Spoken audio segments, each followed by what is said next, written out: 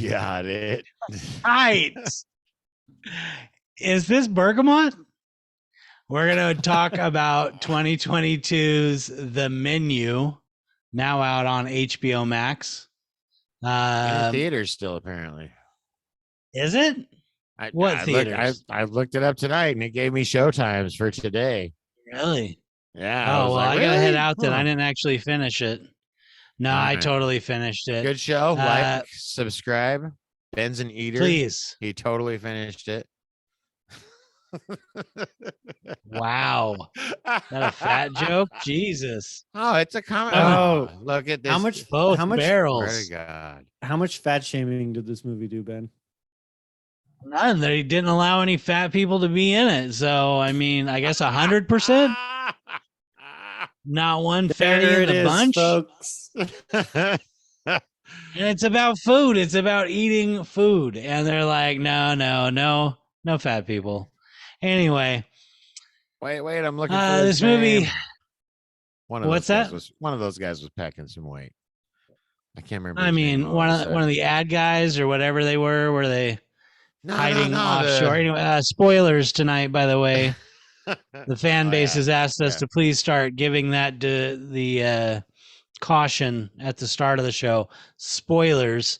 Let's get on with the spoilers. Joe, keep going. What'd you think of this movie? Give it a rating and a grading. I'll be specific about what I'm asking you to do, so you actually do it. That was smart. Good call. Right. Like directing the courses, like you're introducing the course. I was pleasantly surprised by the movie. I had actually going to watch it like 2 days prior to that. I was like, and I put on a dumb movie. Although after I found out this was a Will Ferrell movie, the grade dropped like a whole grade. I mean, it's Gary Sanchez production, but it's not necessarily a Will Ferrell movie. I mean, he was responsible for some of the production. Regardless, it's actually probably, I watched it twice.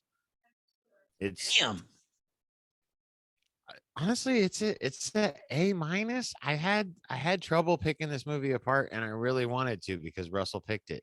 But here we are. Wow. And there it is, folks. Happy birthday! This movie better than Ford Fairlane. Jeez. That's something. I would certainly Russ, hope so. You suggested it. What do you give it? Hang on. Tonight's episode brought to us by Joe's birthday. Hey. It's always a smooth recording when it's Joe's birthday. Happens once a year, so we've done it 3 times. But he has to get on the mobile hotspot to make it happen. There it is. Yeah. Hey man, it's stormy. We got to get a new router. Eat a dick. California hurricane watch. Anywho, no shit. Anywho. So I picked this movie because I wanted to pick a streaming movie that was new that Ben had not already seen. So I couldn't do Glass Onion. Nope. But I wanted it to be like somewhat kind of, popular or whatever, something that was being pushed by the service. So something like Everything Everywhere All at Once? No, because I've watched that too. I've almost watched that one. Yep. 3,000 Years of Longing? Check mark. In case our fan base doesn't know, movies are Ben's life. He's a movie. I mean, lately we've just been consuming a lot more of them. It's all good. Anyway. So anyways, I come across this movie, and as I'm watching it, I'm pretty pleasantly surprised. I saw the trailer. I thought it was going to be great. And I watch it, and I'm like, yeah, this is holding true. And then the part where they let all the males try and run away, and then they catch them and bring them back, I was like, nothing happened after that. It was just like they had built it up and done such a good job telling the story, and I thought it was going to be a little more thrilling and exciting, and it kind of drops off after that point and was pretty, I don't know. It was just formulaic. It got really formulaic after that. Got really formulaic and just kind of bland, like not exciting or scary or thrilling anymore. They'd already done the big reveal. Anyways, I'll save it. Sorry. I'd give the first half like a solid A, but the second half for me really brought it down. So I'm gonna put it at a B total. Okay. All right. Bogus. B for bogus. B for I liked bogus. Last Night in Soho. I thought it was pretty funny. I thought it was pretty funny that we were kind of texting back and forth and you were talking about movies and you're like, let's do the menu. And they hadn't yet got to the reveal of what was going on, but I was actually watching it at that time. Yes, so I thought that was pretty funny. I'm like, oh, this is easy then. And I realized this is the best I can do with this motherfucker. Facts. I mean, not always. I purposely didn't check out a lot on like what this movie was about, or I specifically did not pay attention to any news about it. So I got to go into it nice and clean, which I really love doing that with movies lately. So as we're watching it, it's like, is this a horror movie? And yeah, and then somebody, they bring out plastic sheeting and all of a sudden it takes a very hard turn, becomes Dining with the Branch Davidians and just absolutely wacky. So, wow, that joke didn't land at all. Dining. No, I was really good. I was waiting. Really Dining with the Branch Davidians. No, that's good. That's good. Fuck you. Whatever. Kelly wrote it. So, but you're right. It had some it had some lacking qualities. I didn't find Anya Taylor-Joy's character like engaging for most of the movie, but it did have Judith Light, who is Angela from Who's the Boss. So I mean, come on, right. Johnny Legs, good old Johnny Legs, and then I don't know who your guys' favorite character was. I guess we'll get into it. I'd give this movie, I guess, a C+. It was enjoyable. It had some funny things that made me laugh. Motherfucker right here. What the fuck did you just say? But it wasn't that good. It wasn't that good. It wasn't like, it wasn't scary enough to be a scary movie, and it wasn't thrilling enough to be a thriller. It was like a formulaic, decent movie. I like the plot structure of it was nice. It was like, all right, we're going to get to different tropes throughout this movie until we hit the end, and we'll see what the end actually was. And then what the end actually is like, I mean, all right, that the interaction between her and Ralph Fiennes right there is probably some of the best through the movie. That was the only good thing about the ending, was her tricking him into getting out, but then he just like lights everybody else on fire. Right. Wasn't even a trick though. Like he was almost like, oh, thank you. You're that. I thought that was the point, was she was being a person. She wasn't kowtowing to him because he's this amazing chef. Honestly, it'd probably be a C, but I really like the overall message. I loved it when he tells Tyler, like, you're the reason my craft is now shit.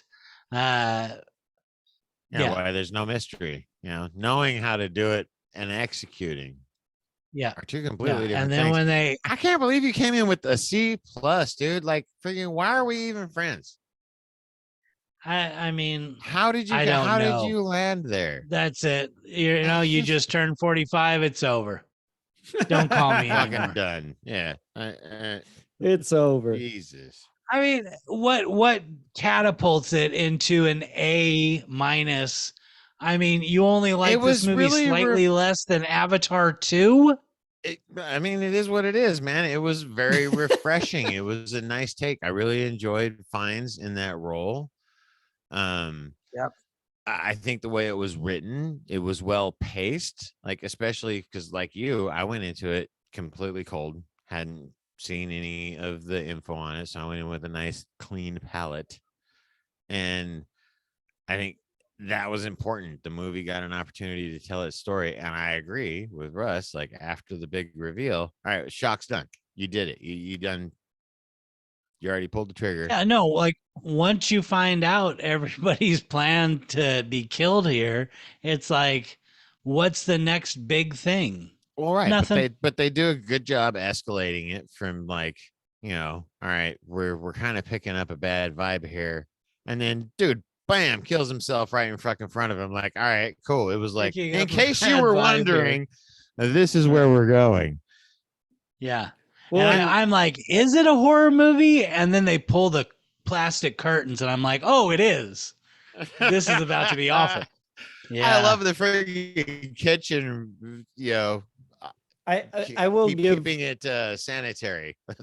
But Right. curtains, can't have that on the cooking surfaces. Yeah, you can't. I'll give Joe like a little credit in the sense that, or credit, I don't know how to put it, but back him on his rating in the sense that I gave Last Night in Soho a really high rating, and it was probably because it is so unique. It had a very different style than a lot of movies that you see nowadays. And I don't think it's for everybody, but every now and then someone's going to come along and they're going to be like, fuck yeah, I really liked this. It was different. It spoke to me in a certain way. This movie like almost got me there, and then it dropped off for me. Sonia felt the exact same way, by the way. But I could see anyone else just being like, I really like that vibe. I'd never seen that before. Right. And I think it suffers. Go ahead, man. I was going to say, I didn't feel like it was a bunch of great and then a drop off. I felt like it had a lot of little great moments that I really enjoyed, and it had some people that I really enjoy watching movies in, but cohesively it had large gaps where it was like, is this furthering the story, or is it just making you uncomfortable that you're stuck here with these people? That's how I felt. That really sums it up for me. Like, why aren't they trying to get out harder? I would have fucking fought 5 people. Right. Well, yeah. It's like, I hate to be crass, but like after 9/11, like I don't think a group of people would be exposed to the fact that they're about to be murdered and wouldn't be like, well, then I'm going to fight to the death and I'm going to try and get out of here. Like they're just placated, waiting for the next course. And I love the fact that he addresses that. Like he specifically says that to them. Mm-hmm. Like you all have just sat here. You've known for the last hour that the plan is for all of us to die. And I put food in front of you and suddenly you start eating. I really felt like there was a lot of thought put into the big reveal when it was, because I was just about getting tired of the subtension. Like as a consuming it, I was like, all right, so really how long are these people going to be oblivious that shit's going down? Because up until that point, they were all found some completely plausible social reason for denial. Right. Yeah. And then I liked the way the movie shifted after they did the big reveal where a dude shoots himself, and then they just pounce on the tropes. And I felt like the tropes didn't come across tropey, but I felt like it was definitely like all right, cool. Well, we've showed you our play. Now we're just going to run the playbook.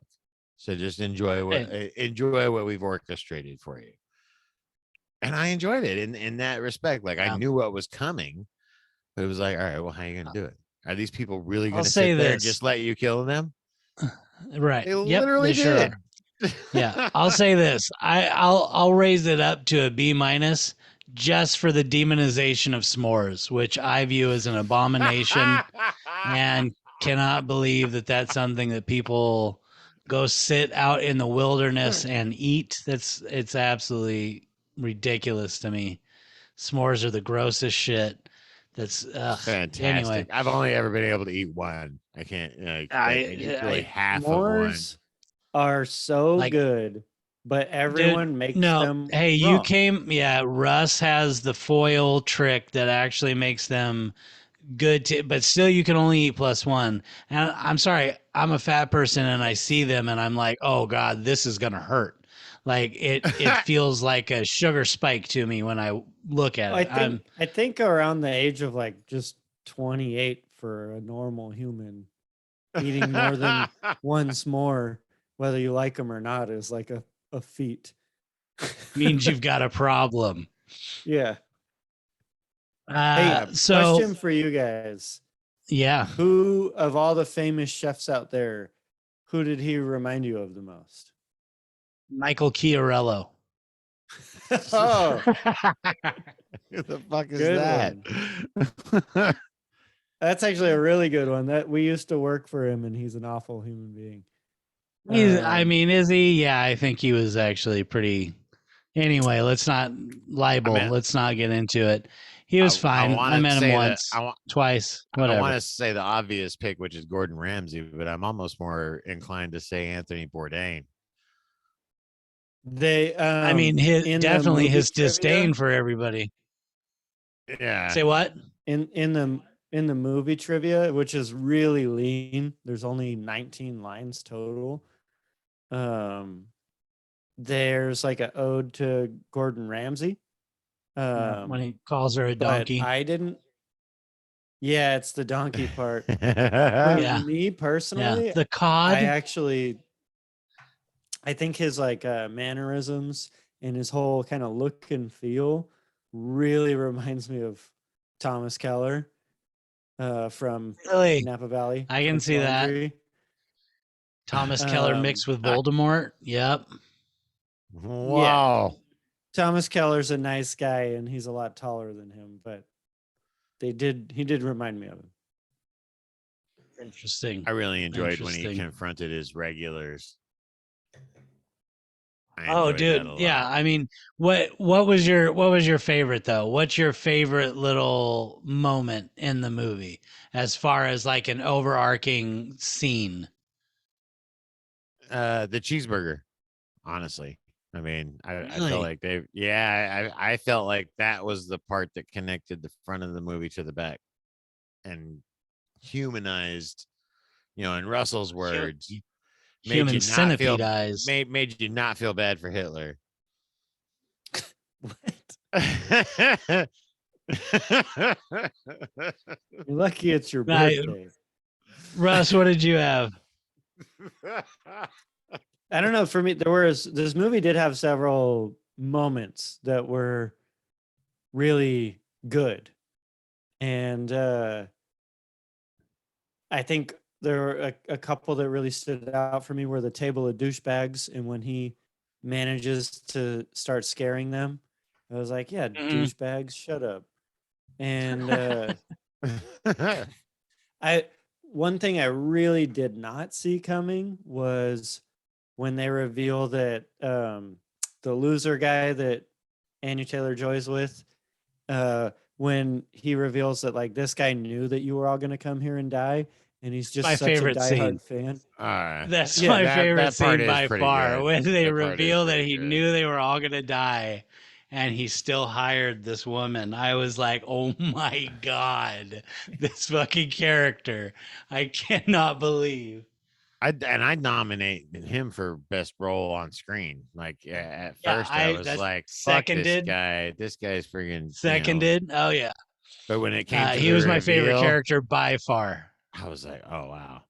Yeah. Dude, but my second favorite is when the pictures on the bread come out and it's him taking pictures of the food from that night. Is this bergamot? I wanted to know. Yeah, is this bergamot? Is this bergamot? Yeah, no. He never misses a beat. Like when the reveal comes out, all of his acting up to that, it all clicks. It was like, oh yeah, these are the little details that made it an A- for me, guys. Yeah, just when he just realizing, because I didn't watch it 2 times like a crazy person, but if I had. I would have put this together then. the fact that he's taking pictures of things and not posting it on Instagram or anything, but he knows he's gonna die. He's just that addicted to taking pictures of the food. Yeah, That's pretty gotta funny. take pictures of every fucking thing. I felt like his was the best character out of the bunch, and of course Mom, Nicholas Holt. seconded by Mom. Yeah, you like the mom. I The loved mom her, was dude. interesting. Dude, like, Referring what to a- Russ talking about the trivia and how there's 12 diners, just like the 12 apostles, and the number Oh, of wow. tables all are supposed to represent the different sins. And mom Nice. is wrath because she never did anything about the abusive father. I was like, that makes a whole Interesting. lot more sense. Yeah. Interesting. All right, I can see Yeah. that. That's a whole that's like some next, and it's a C plus. Fuck you, man. Yeah, I mean, I And read the trivia and I still wasn't impressed. There's a bunch of trivia stuff about like how the goat is leading the cattle. The Judas goat yep. is leading the cattle, like Yeah. they're leading the people to the slaughter. The goat of Judas, who is the betrayer, is leading the cattle to the slaughter. Pretty good. Yeah, the stuff he has written into the movie, I feel like was just muted enough that it will make people who love finding hidden shit in movies watch this movie again just to try and find more stuff, just like people overdo the food thing.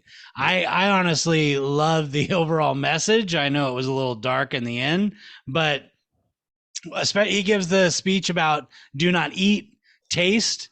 I was like, well, yeah, if you're going to an island and you're about to be served, like if you're going to the French Laundry, don't eat, taste it. Like all these ingredients come from crazy places that you'll never have this type of thing again. That's why you're there. But people get so overwhelmed with just, oh my God. consuming just the act of, I felt like it had an even broader commentary on just the consuming, the nature of you're always looking for the next thing to consume and you don't even enjoy what you've got right now. Yeah. Right. Like, and critique. I one of my definite runners up for favorite little bit is the critic and her enabler when she's complaining about the broken emulsion. yeah. And then they bring her, here's another bowl of broken shit. I was like, I fucking love that he's like, here's this. Are you going to talk shit about it more? That was pretty good.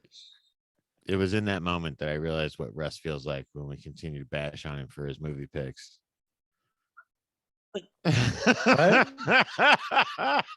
I picked. Do you know how many of my movies that I've picked that Joe has given an A to? And he just time after time. 23.5.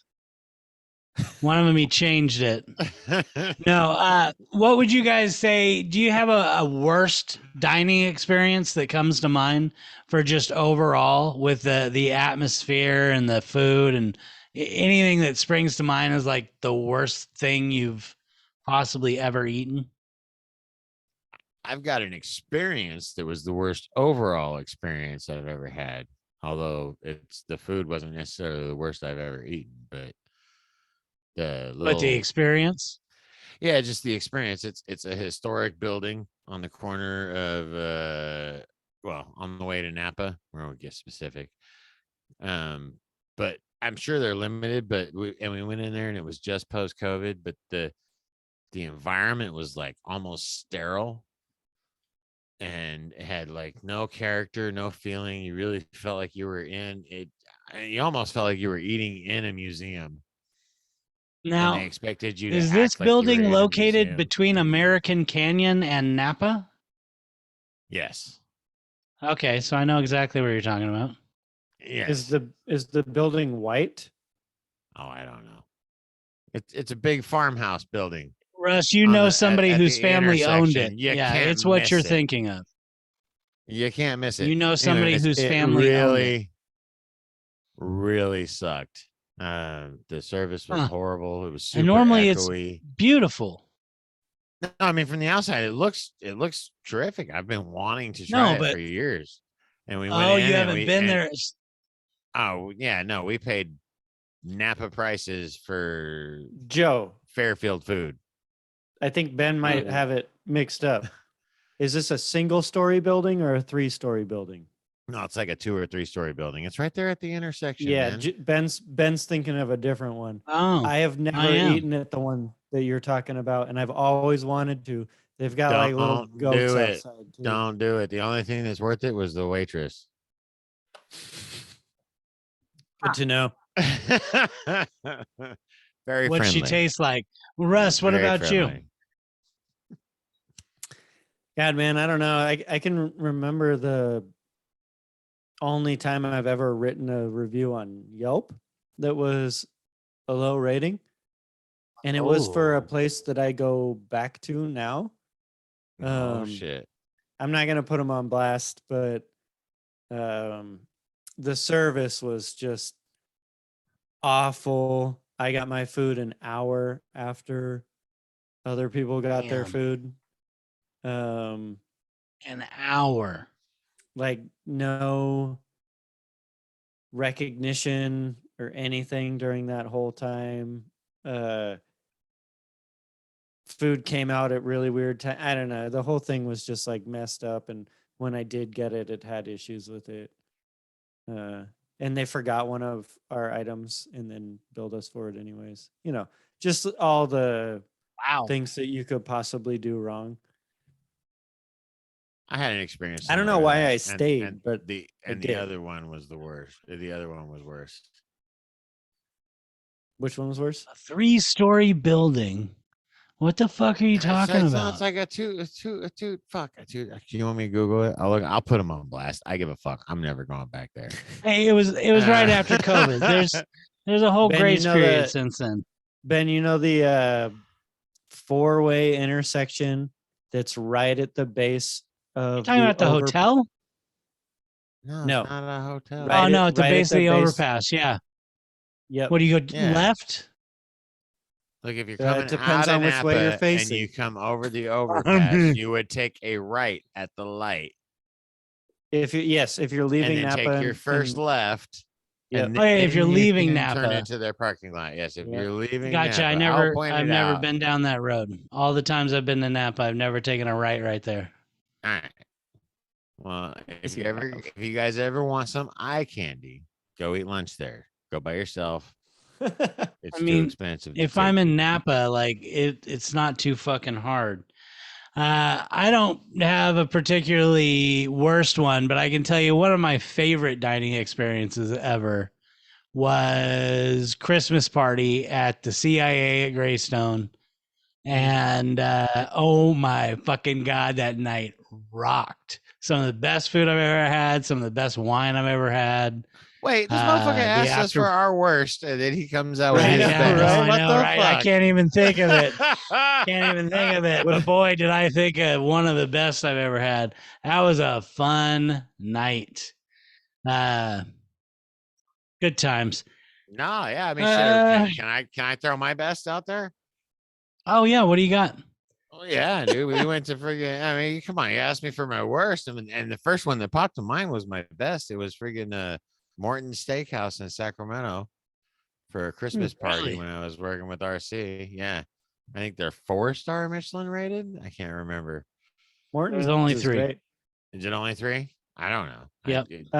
I'm just saying, Morton's, in the Michelin rating system, there's only 3, right? Morton's, Pretty sure. there's only 3, and No, Morton's I mean- is not. They're Michelin one. rated. They're one shy of the full Michelin rated. No, they're not. But that okay. That was what I was told. It was really fucking good, dude. It was fantastic. The service was good. The meat was good. It was a fantastic. How was the experience. waitress? You know, she was not worth a stop to buy myself a meal in a really shitty restaurant. That's for sure. Russ, what about you? You got a best? Morimoto's? I don't know. I feel like my best experiences are not necessarily solely based on the food, but because of who I'm with, the mood I'm in, how much I've had to drink, yada yada yada. I mean, the French Laundry was great. I don't know if I'd say it was the best, but it's definitely up there. Did you get that meal free? Yes, thank you, Thomas Keller, Amazing. who Yeah, I did not reference as the villain in this movie. that's right. Have either This of you just guys- in: Gavin Newsom, a villain for eating there. Russell Craigie goes free, lauded by the press. You heard it here first.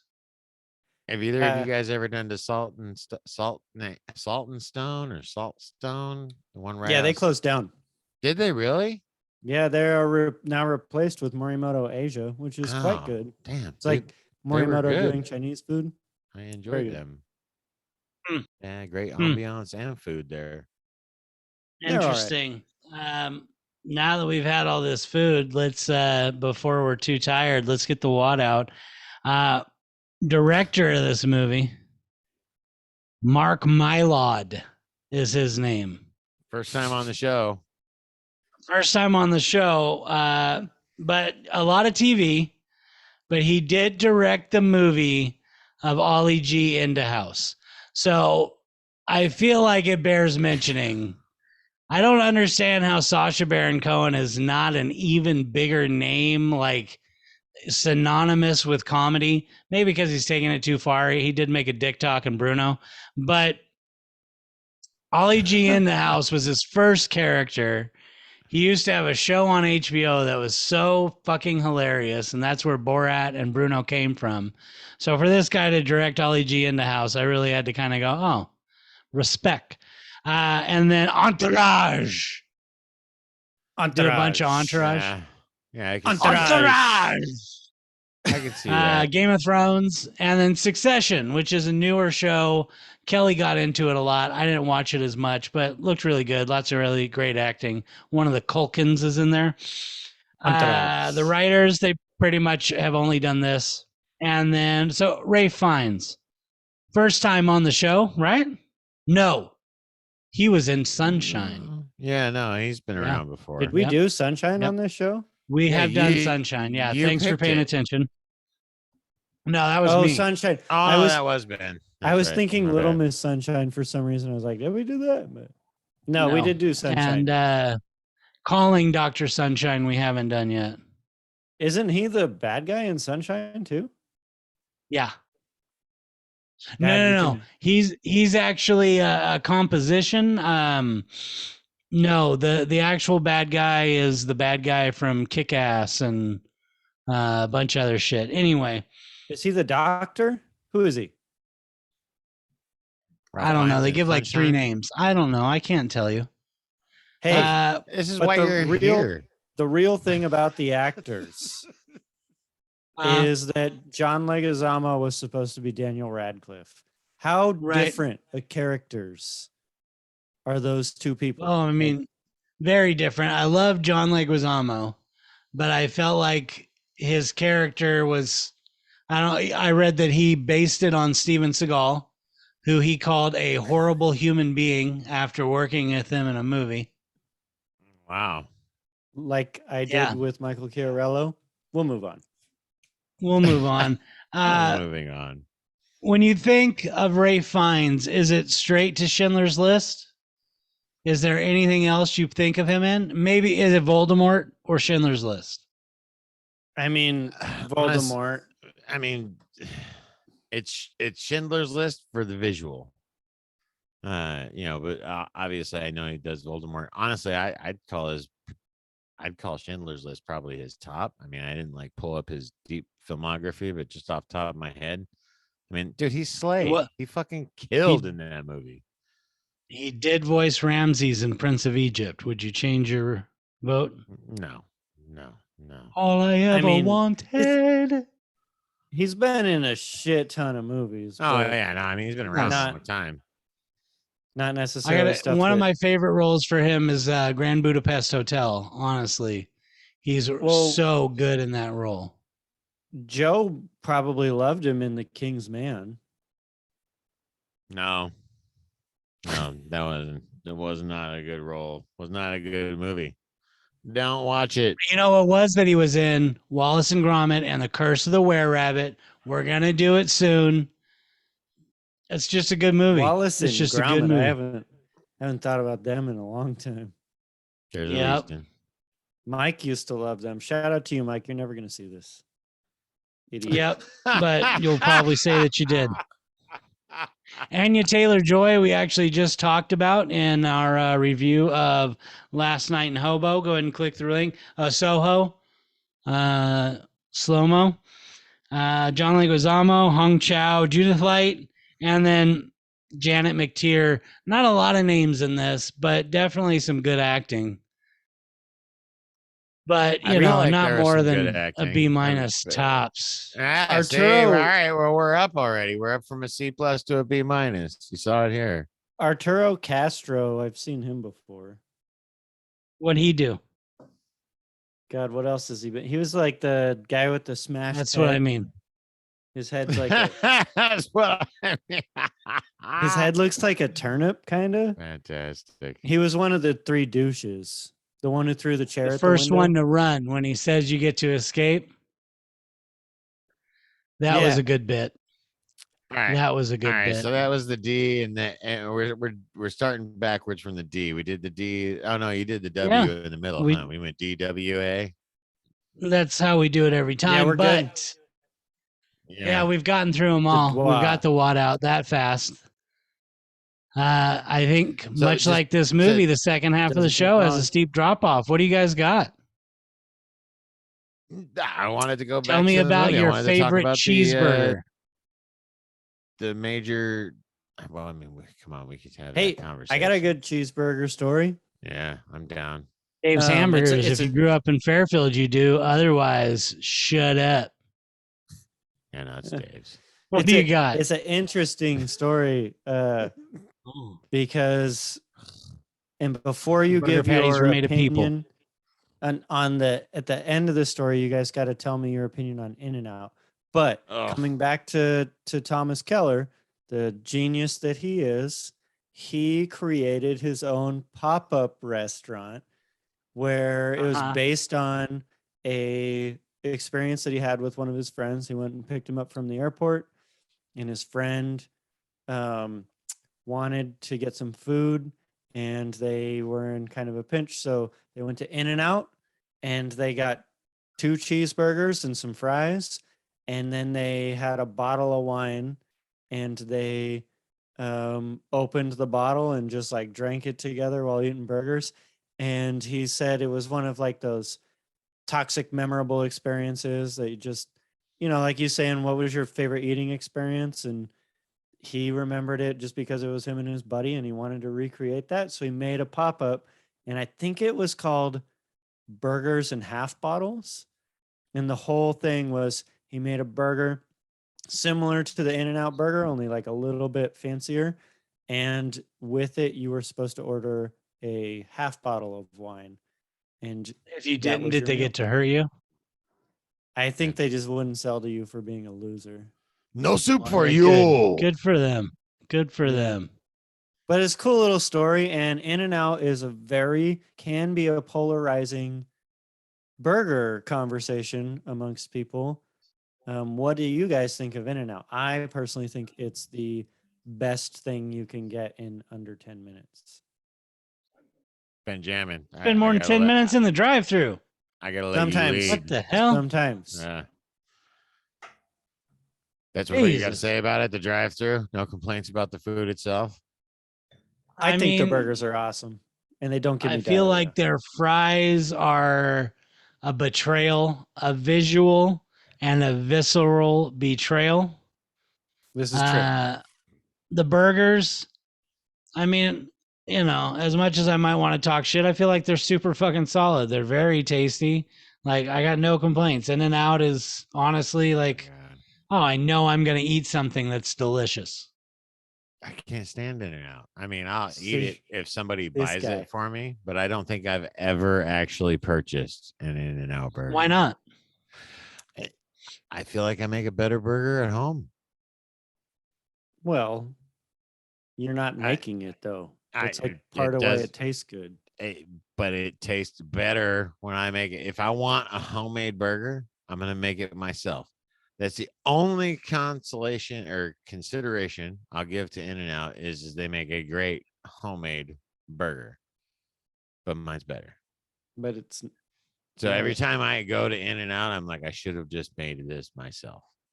really, that's why Yeah. people go to fast food, is because they don't. This is what I think when I eat In-N-Out. What do you think when you eat McDonald's? Because my thought is generally this is going to turn into diarrhea. Yes. I just bought cancer because it's the cheapest 2 McDoubles I can throw down my throat. And I need to I can't exist on anything, on air. But does I wish it was Taco Bell, except, my toilet can only take so much of a punch. So wait, somewhere within the 2 hours after eating McDonald's, does your body not tell you like, bad idea, Joe? Oh yeah, absolutely. But it's more along the lines of can't shit rather than holy Christ, give me a toilet, a gutter. Does somebody have an empty well meter? Well, you got to hand it to In-N-Out because you can have a sensitive stomach and you can still eat there. I mean, I'll say that, but for me, the best burger always and forever will be Dave's. Dave's Burgers. Absolutely. I've eaten a lot of burgers, a lot of places. Nations is probably the closest second. Dave's is hands down. And then then Red Robin. Red Robin had some amazing fucking burgers, but it depended on who was cooking. Okay, well, there's some like real burger joints that I needed to take you guys to, but the best one, I mean, Red Onion. Red Onion's got a mean burger. No, it's a Goose and Gander in St. Helena. You get their burger and you get it with the bone marrow. It is. I thought it was the juice and the jander. It is very juicy. You cannot set that burger down. Once you bite into it, the juice. It's so good. They put the patty into the juice where the bone marrow's been cooking, though. And that's why it's so juicy. I know. I'm down. I just heard you offer to buy me an amazing lunch. Let's put it on the calendar. Let's start with a burrito from Sunshine Foods. Don't worry, do a full St. Helena gastro. Let's get on it. We got planning to do. You guys got anything else to say about this movie? Like I said, just like the movie, shit dropped off, but a cheeseburger is what we ended with. What do you guys got coming out? You want to plug anything? No, I know. Like, subscribe. Thanks for sitting through it. We'll see you next week. Thanks for watching, Mike.